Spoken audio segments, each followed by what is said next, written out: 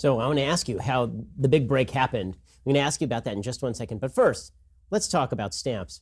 With Stamps.com, you can print postage on demand and avoid going to the post office at all.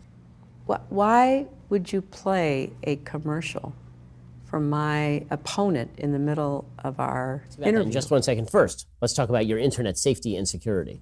That's even more appropriate. Let's talk about how you got into acting in the first place. I don't think so.